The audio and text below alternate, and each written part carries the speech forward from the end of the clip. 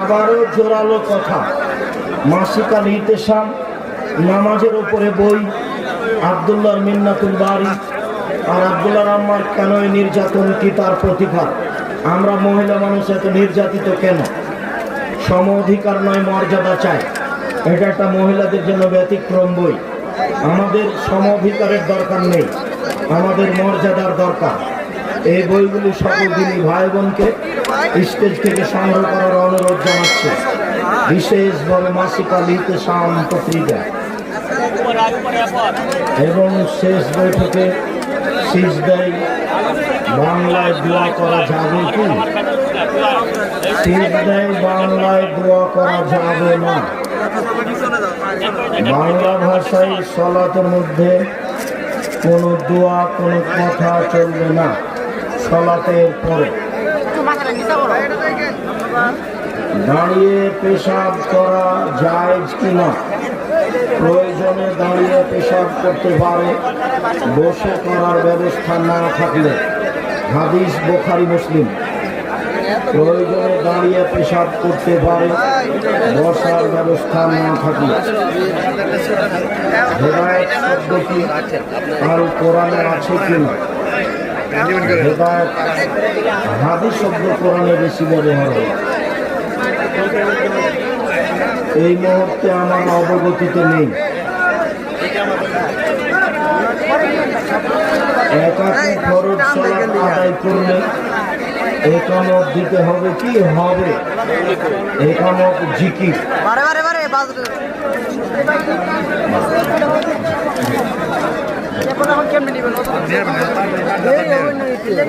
নারী পুরুষ সবাইকে একামত দিতে হবে।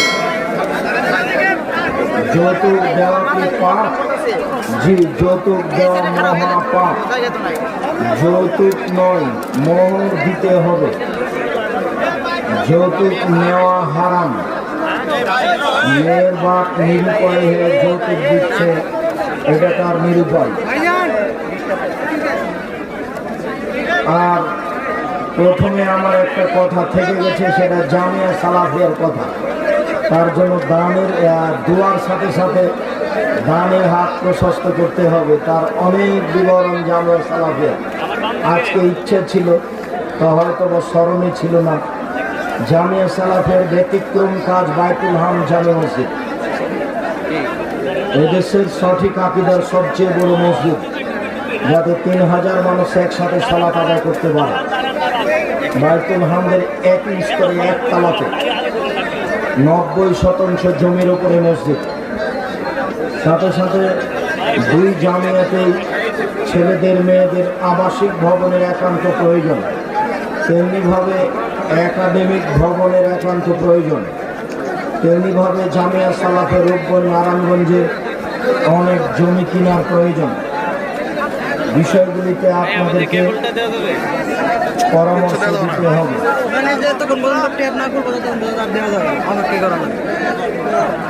স্ত্রী স্বামীকে যদি তালাক দেয়, তাহলে মহারানার টাকা স্বামীকে কি পরিশোধ করতে হবে?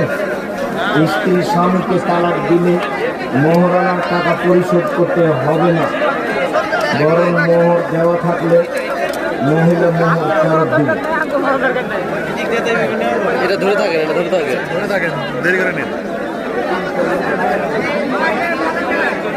সালাতের জামাত আগে শুরু হলে মুসল্লি কিভাবে গিয়ে জামাত ধরবেন? গিয়ে আল্লাহু আকবার বলে ইমাম যে অবস্থায় আছে ওই অবস্থায় চলে যাবে। রুকুতে থাকলে রুকু, সিজদা থাকলে সিজদা, আল্লাহু আকবার বলে বাস ওই অবস্থায় হাত বাঁধা লাগবে না বুকে। আসসালামু আলাইকুম। মহতারাম, আমার পিতা মরহুম দবির উদ্দিন আপনার খুব ঘনিষ্ঠ ভাজন ছিলেন। তাহার জন্য খাস করে দোয়া করবেন। আল্লাহুম্মা সাল্লাল্লাহু আলাইহি। আল্লাহ তুমি তাকে মাফ করো। সহসিদ্ধার পদ্ধতি কি? রাকাত বেশি হলে, রাকাত কমে গেলে, আত্মাহত ছুটে গেলে পূর্ণ করে 2টা সিজদা দিয়ে আত্মাহত সব দোয়া করে 2টা সিজদা দিয়ে সালাম ফিরবেন। একদিকে সালাম, তারপরে দুইটা সিজদা, তারপরে আর এক দিকে সালাম। এই প্রমাণ দুনিয়াতে নেই বা এমনিতেই চলছে। সব দোয়া পড়ে নিয়ে দুইটা সিজদা দিয়ে সালাম ফিরবে। না বুঝে কেউ যদি শিরক করে, এখন তওবা করলে শিরকের পাপ ক্ষমা হয়ে যাবে, বিচারের মাঠে হবে না। কেউ যদি একই পাপ কাজ বারবার করে এবং বারবার ক্ষমা চায়, যতবার ক্ষমা চাইবে, অন্তর থেকে ক্ষমা চাইবে, ক্ষমা হয়ে যাবে ইনশাআল্লাহ। আমরা কোন নেতার বায়াত গ্রহণ করতে পারি? মুসলিম খলিফা যদি বায়াত নেই দেশের পরিচালক হিসাবে, তাদের হাতে বায়াত নেবেন। সাংগঠনিক নেতা বায়াত নিলে আপনি কয়জনের হাতে বায়াত করবেন? অনেক নেতা, এমন নেতার হাতে বায়াত জায়েজ নয়। আলবানী রাহিমাহুল্লাহ সেটাকে বিদআত বলেছেন। কিয়ামত ময়দানে একজন আর একজনে পাপ দেখতে পাবে, পরস্পর নিজের পাপ নিজে দেখতে পাবে। শয়তান কয়জন? শয়তানের শাস্তি কিরূপ হবে? শয়তান একাধিক, যত মানুষ তত শয়তান। প্রত্যেকের সাথে একজন ফেরেশতার একজন শয়তান। শয়তানের শাস্তি জাহান্নামে।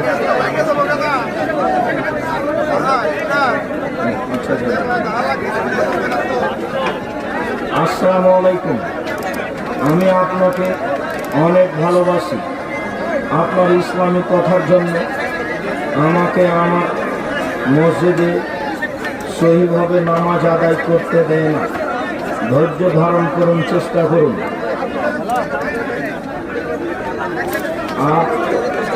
আবু মতি বলখি থেকে ইমাম আবু হানিফায়ের একটি প্রসিদ্ধ কথা বর্ণিত আছে যে আল্লাহ আসমানে না জমিনে। এই বর্ণনা প্রায় সকল মুহাদ্দিস তাদের আকীদার জন্য বলে থাকেন। আল্লাহ সপ্তম আকাশের উপরে থাকেন, এটাই ঠিক। আল্লাহ সপ্তম আকাশের উপরে থাকেন, এটাই সত্য। আল্লাহ মানুষের সাথে থাকেন না। আল্লাহর ক্ষমতা, আল্লাহর বল মানুষের সাথে। হানাফি মাযহাবের আলেমেরা একটি হাদিস বলে যে আল্লাহ রাসূল বলেছেন কিয়ামতের পূর্ব মুহূর্তে খোরাসান এলাকা হতে কালো পতাকাবাহী একদল মুজাহিদ বাহির হবে, যারা পরবর্তীতে ইমাম মাহদী ও ঈসা আলাইহিস সালামের সৈনিক হবেন। হাদিসটি কি জয়ীফ নাকি সহিহ? এই মর্মে সহিহ হাদিস আছে। ইমাম মাহদী আসবেন, ঈসা আলাইহিস সালাম আসবেন।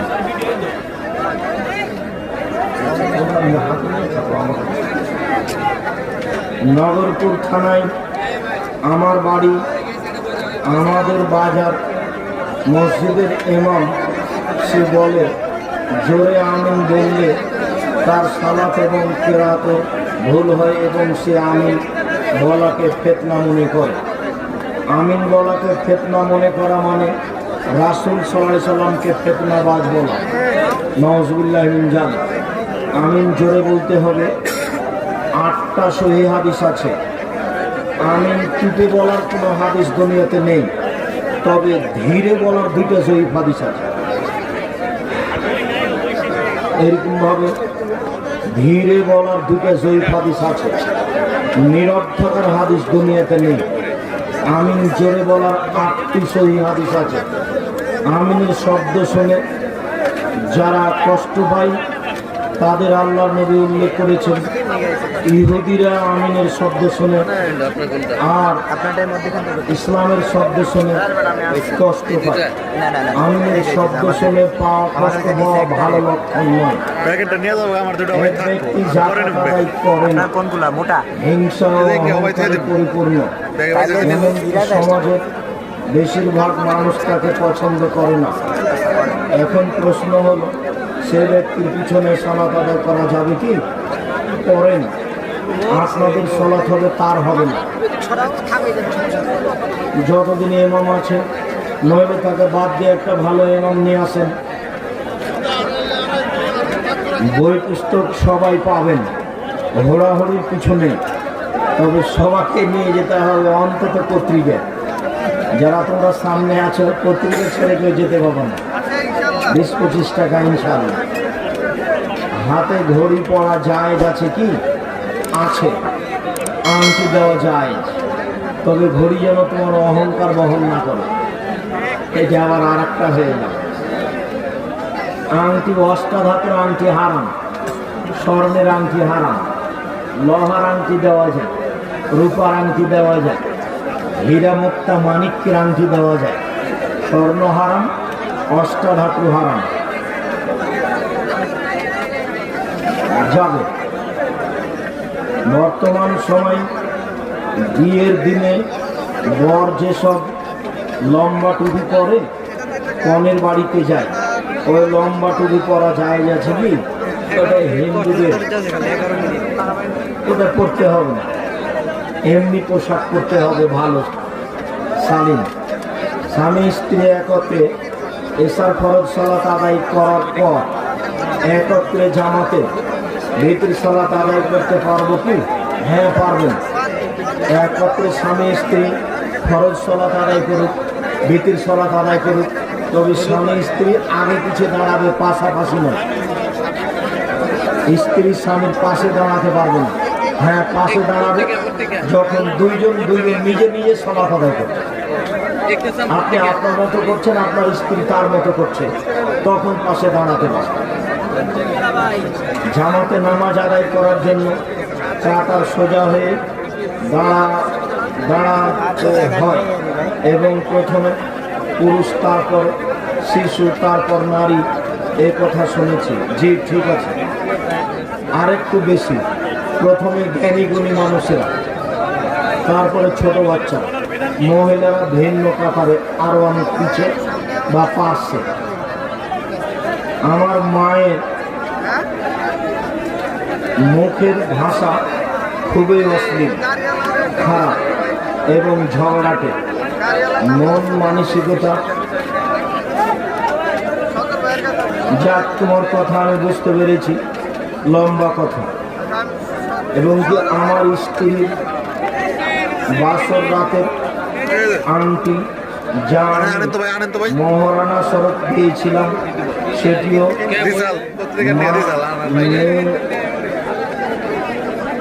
তার মেয়েকে দিয়ে দিয়েছে। কোথায় মনে বলতো, তুমি তো আর মায়ের উপরে রাগ করো না, বুঝাতে থাকো। অনেক সময় এরকমই হয়, তুমি তোমার মায়ের উপরে রাগ করো না, বুঝাতে থাকো।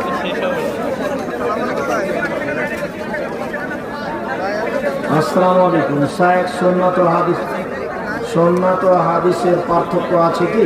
আমি একটা কথা বলতে ভুলে গেছি। আব্দুল্লাহর একটা বই আছে, আমরা হাদিস মানতে বাধ্য, মানে কোরআন আর হাদিসে, কোরআন আর সুন্নাত আর হাদিসে পার্থক্য আছে। এই জন্য আব্দুল্লাহ বইটা লিখেছে আমরা হাদিস মানতে বাধ্য, মানে সুন্নাত আর হাদিসে পার্থক্য নেই। এটাই হলো মূল কথা বইটার নাম হলো আমরা হাদিস মানতে বাধ্য। আব্দুল্লাহর গুরুত্বপূর্ণ বই একটা মিন্নাতুল বারী, তার পাশে গুরুত্বপূর্ণ বই হচ্ছে আমরা হাদিস মানতে বাধ্য। যাওয়ার সময় দেখবেন ওটা আছে কিনা আমরা হাদিস মানতে বাধ্য।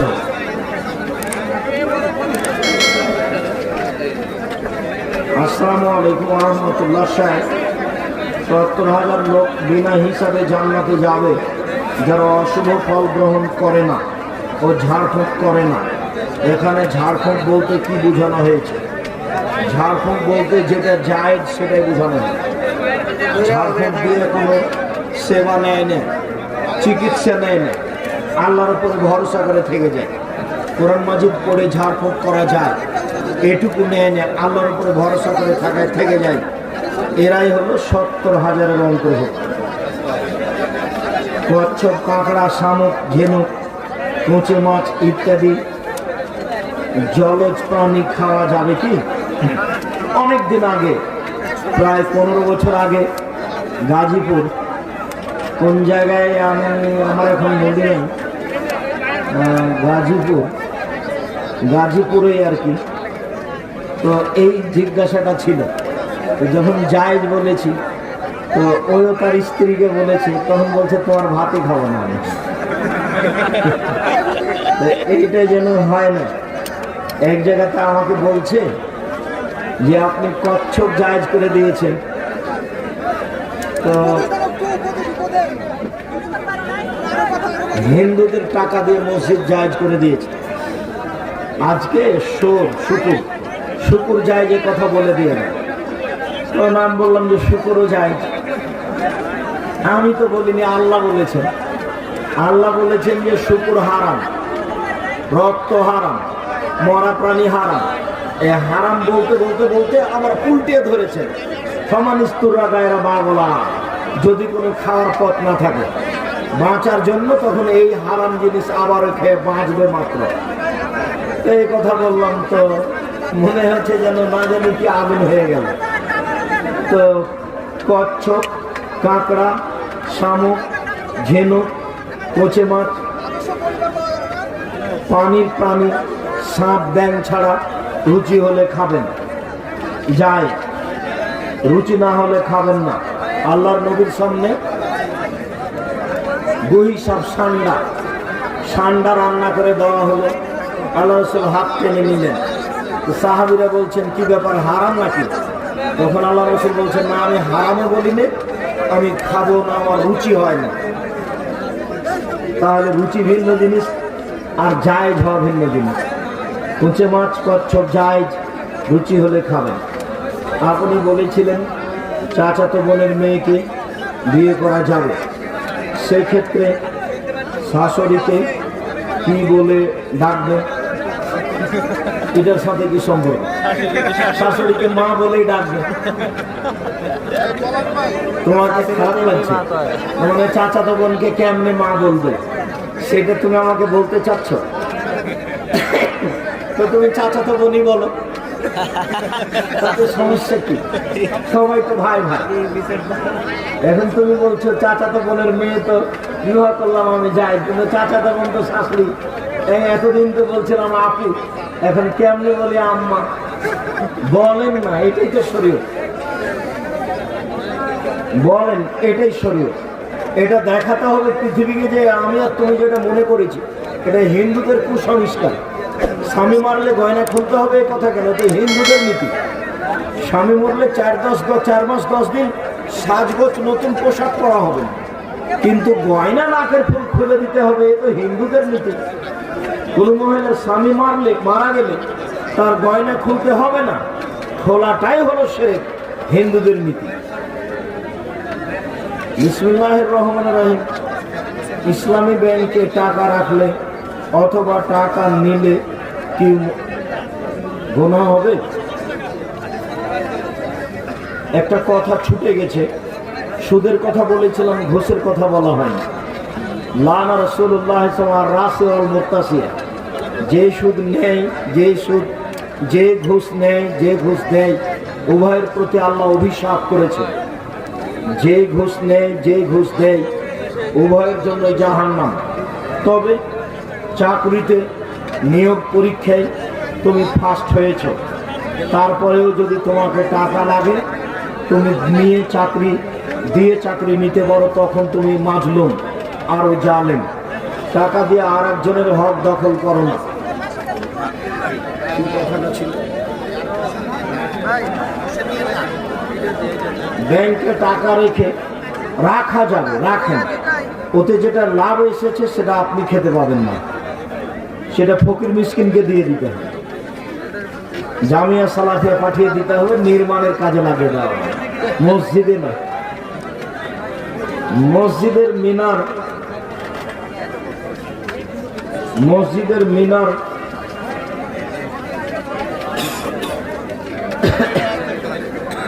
প্রিয় বড় ভাই, আসসালামু আলাইকুম। আপনার কাছে জানার বিষয়, যে কোনো ফরজ নামাজ ও জানাজার নামাজের পর সম্মিলিত মোনাজাত কোনো বাধা আছে কি? জি, ফরজ সালাতের পরে, জানাজার পরে সম্মিলিত মোনাজাত বিদআত। গুনাহের কাজ। মোনাজাত করার 42টা সহিহ হাদিস আছে। দোয়ার একটা বই আছে, দেখেন নবী সাল্লাল্লাহু আলাইহি ওয়াসাল্লাম দোয়া অধ্যায়, 32টা হাদিস সহিহ উল্লেখ করা আছে, 36টা বুখারী মুসলিম থেকে আছে, আর 16টা স্থান উল্লেখ করা আছে। কোথায় কোথায় হাত তুলে দোয়া করতে হবে। হাত তুলে দোয়া করা একটা ব্যতিক্রম ধরনের ভিন্ন গুরুত্বপূর্ণ ইবাদত। হাত তুলে দোয়া করতে হবে।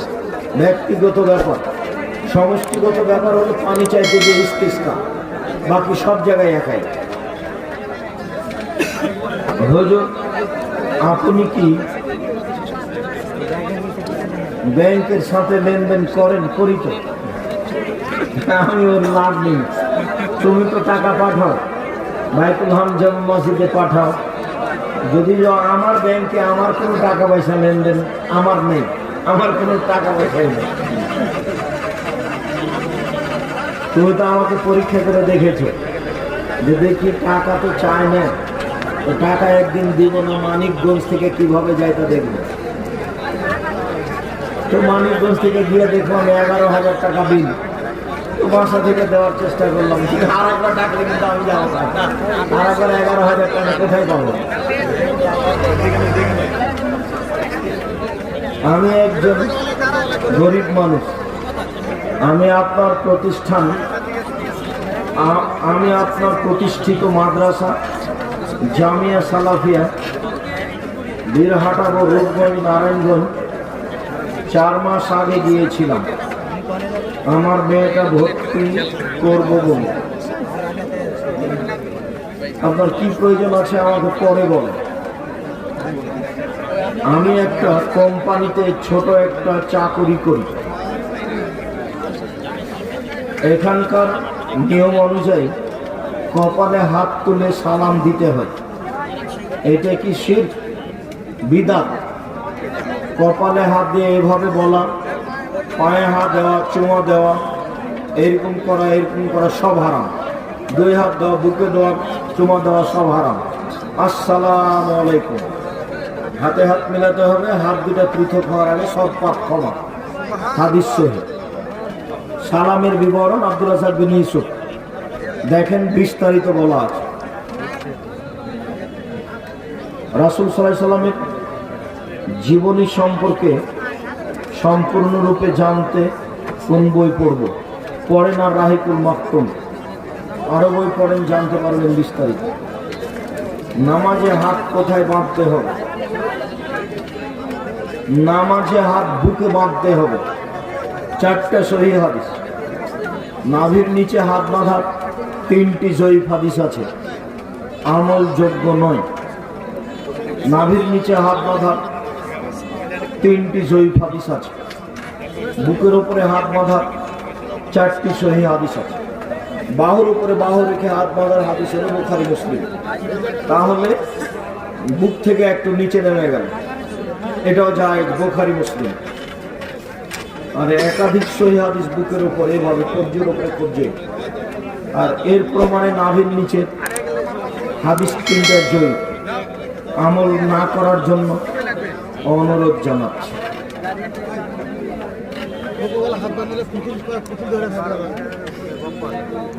জি আচ্ছা, ও পুতুল মানুষ বলে, তাহলে আপনি বলবেন। বাচ্চার খেলার উদ্দেশ্যে পুতুল ক্রয় করা যাবে কি? জিনা হারাম। পুতুল, কাঁকড়া হোক, মাছ হোক, মাছের যেগুলো প্লেট সেগুলো আজকে বাড়িতে ভেঙে দিতে হবে। ওটা আমার ছবি মূর্তির বক্তব্যে বলা আছে। বাসায় গিয়ে শোকে যে যত কাঁকড়া আছে ভেঙে দিতে হবে। মাছের যেগুলো প্লেট আছে সেগুলো ভেঙে দিতে হবে। রুই মাছের যে আয়না আছে সেটা ভেঙে দিতে হবে। বন্ধু বান্ধবের যত অ্যালবামের ছবি আছে সব জ্বালিয়ে দিতে হবে। পাসপোর্ট সাইজের ছবি ছাড়া 24 ঘন্টার মধ্যে আপনার বাসাতে যত ছবি মূর্তি আছে সব জ্বালিয়ে দিতে হবে, ভেঙে ফেলতে হবে। আল্লাহর এবং রাসূলের জরুরি ঘোষণা। আসসালামু আলাইকুম। একজন স্বপ্ন দেখেছে যে সূরা বাকারা পড়তেছে, যা বাকারার কয়েকটি আয়াত পড়েছে এবং স্বপ্নটি স্বপ্নটি ব্যাখ্যা বলবেন। ভালো, স্বপ্নটির ব্যাখ্যা তেমন কিছু না, আর স্বপ্ন মূলত স্বপ্ন কোনো দলিল নয়। আপনি সূরা বাকারা পড়ছেন, ভালো, আপনি কোরআন মাজিদ পড়াতে অভ্যাসী হন, বিশেষভাবে সূরা বাকারা পড়তে পারেন ভালো। এই পর্যন্ত বলে দেশের সকল দিনী ভাই বোনের যারা এই কাজ করেছেন, পদক্ষেপ নিয়েছেন, আমাদের জন্য ভাই সাহেব, আরো চেয়ারম্যান সাহেব, আর আমাদের যুবকেরা জীবন বাজি রেখে কয়েকদিন থেকে চেষ্টা করে এটা বাস্তবায়ন করেছেন। আমি খাকসার তাদের জন্য আন্তরিকভাবে দোয়া করি, আল্লাহ তুমি তাদের এই শ্রম চেষ্টা কবুল কর। আমার দিনী ভাই বোন যারা এখানে এসেছেন, দীর্ঘ সময় ধরে আলোচনা শুনলেন, আল্লাহ তুমি তাদের আলোচনা তাদের আমলে নিয়ে আসার তৌফিক দাও। সকলের সার্বিক কল্যাণ কামনা করে আজকের আলোচনা এখান থেকে শেষ করছি।